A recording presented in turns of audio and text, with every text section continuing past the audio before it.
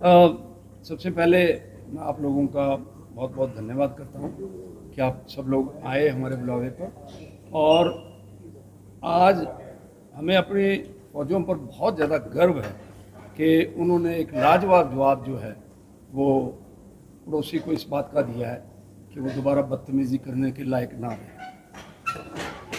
जहाँ तक आज का सवाल है, ये हमारी आई में Indian medical association Sirsa district की ब्रांच है। और हम लोग, अगर जितने भी सीनियर लोग हैं उनको याद होगा कि जब जब भी कभी सिरसा पे संकट आया है, हम हमेशा दौड़ करके आगे आए हैं। चाहे वो डबवाली अग्निकांड था, चाहे वो नेशनल कॉलेज में पटाखे के अग्निकांड था, चाहे वो फ्लड्स आए थे तब भी हम वहाँ थे, किसी स्कूल के अंदर ओवरडोज विटामिन की दे दी गई थी तब भी IMA सिरसा आई थी।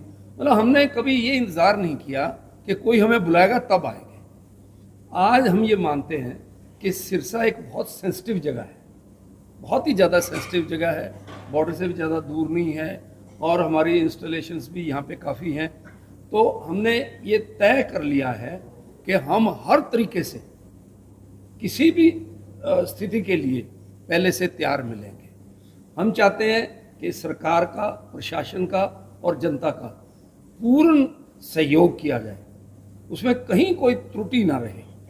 कोविड के ज़माने का मैं एक उदाहरण देता हूँ कि कोविड के ज़माने में हमारे साथियों ने जान पर खेल करके कोविड के लोगों का इलाज किया।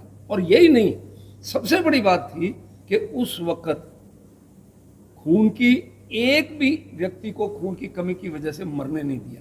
ये IMA थी जिसने 650 यूनिट अपने दम पे इकट्ठे टाइम टू टाइम, जैसे 50-50 यूनिट का एक लगाया। तो उस वक़्त भी हमारी कोशिशें थी और हम उसमें पूर्ण उतरे थे।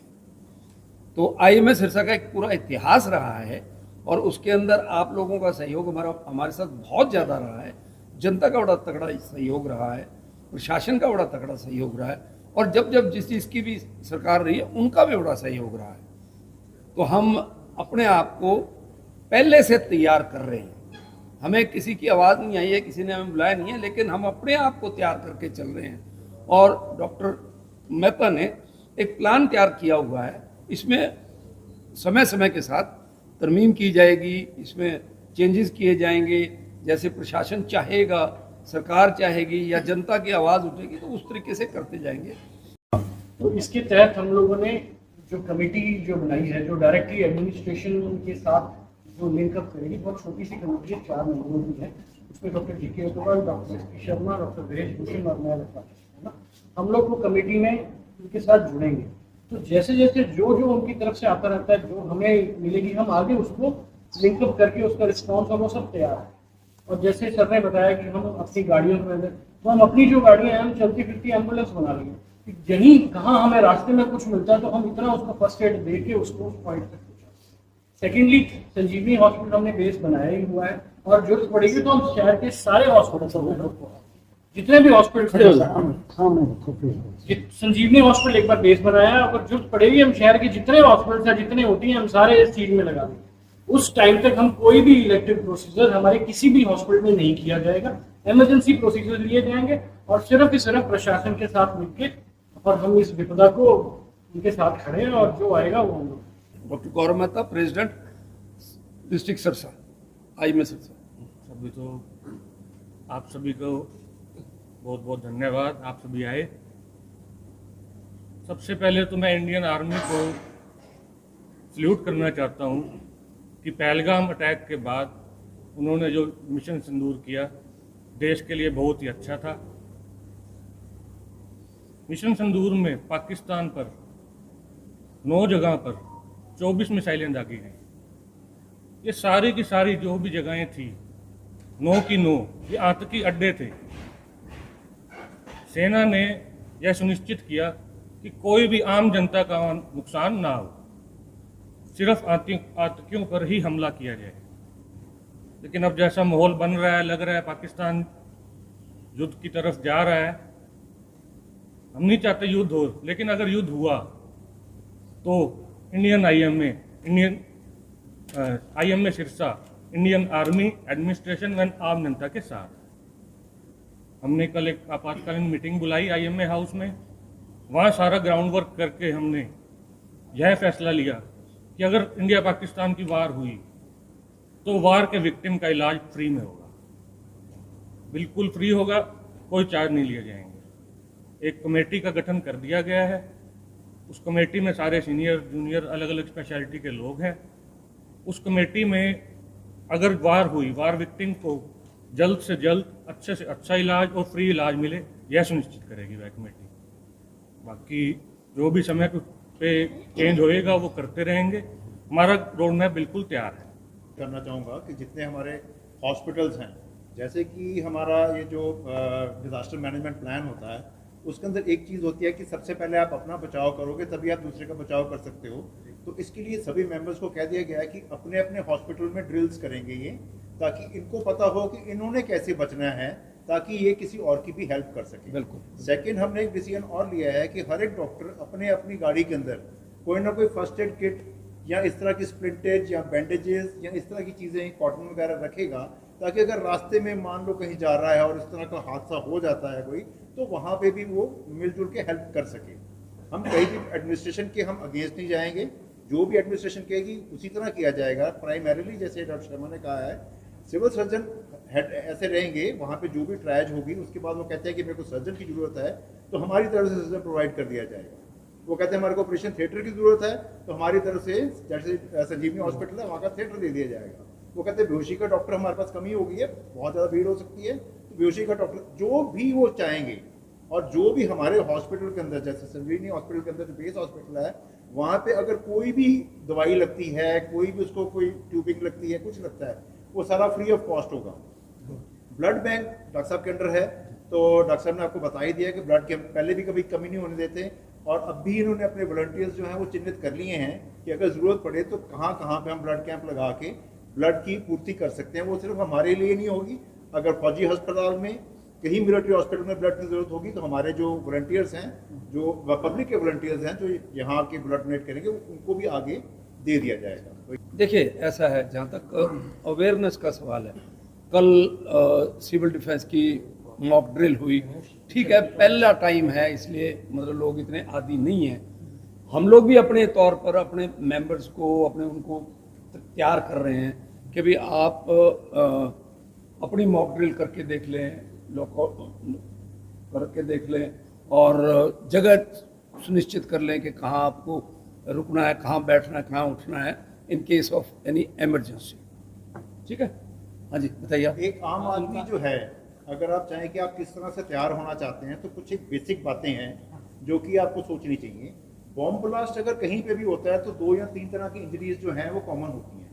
एक कॉमन इंजरी होती है साउंड की, जिसके साउंड के कारण आपके कान के पर्दे जो हैं वो फट सकते हैं।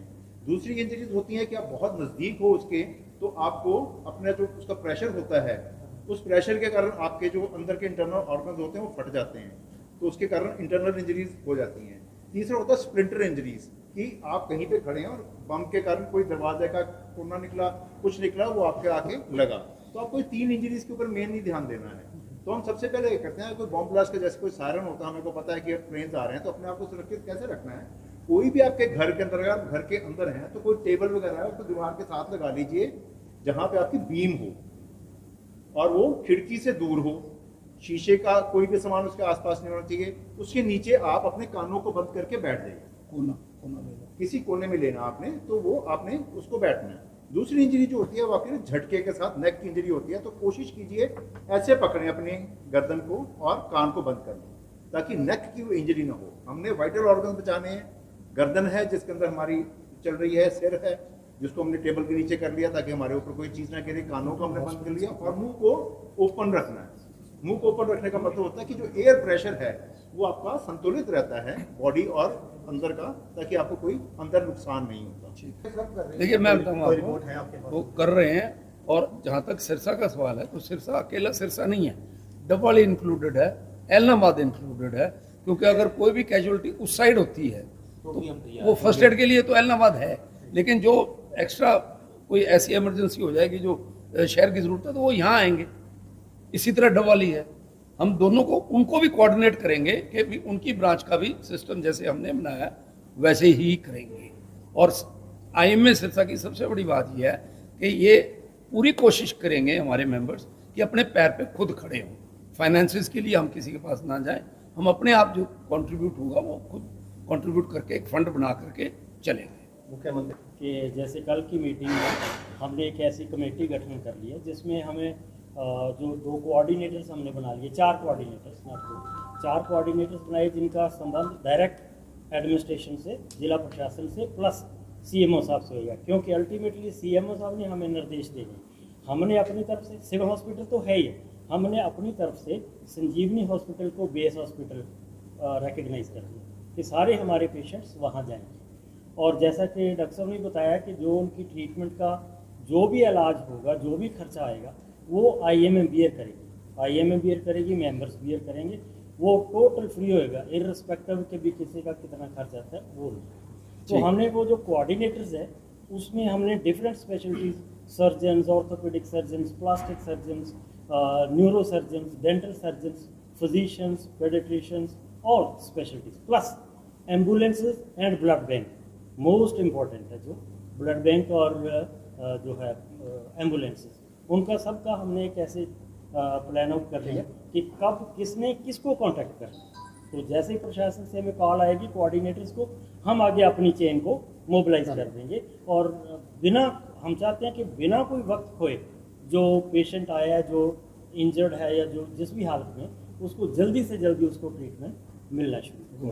कितने डॉक्टरों की टीम एक है? जो एक ऐड इसमें हाँ जी, साहब बता दीजिए कितने डॉक्टर्स अपनी सिरसा में हैं आईएमए टीम के अंदर, देखिए जो आईएमए सेवा देंगे? ओके हमारे तकरीबन 82 हॉस्पिटल बताइए। ऐसी इमरजेंसीज में सबसे पहला स्टेशन जो है फोरमोस्ट वो होता है सिविल हॉस्पिटल। तो पहले इंजरी सारी सिविल हॉस्पिटल में जाएंगी, लेकिन सिविल हॉस्पिटल भी ओवरबर्डन हो जाता है, हो सकता है, और उनके पास हो सकता है डॉक्टर्स की शॉर्टेज हो और हो। तो हमारी सारी आईएमए के मेंबर्स, उसमें 1 या 2 सेंटर्स नहीं है, सारे आईएमए मेंबर्स, उसमें लगभग 300 डॉक्टर्स हैं, वहाँ के लिए अवेलेबल हैं। उसका हमने सिस्टम बना लिया कैसे उनको जल्दी से जल्दी कांटेक्ट करना है ताकि समय की वेस्टेज ना हो, और वो वहाँ जाके अपनी सर्विसेज ले देंगे। ठीक है, और अगर वहाँ सारे बेड्स फुल हो जाते हैं या कोई इससे भी बड़ी कोई नीड होती है तो हमने संजीवनी हॉस्पिटल को चिन्हित कर दिया है कि वहाँ पे आएंगे। उसके बाद भी सारे हॉस्पिटल ओपन हैं, अगर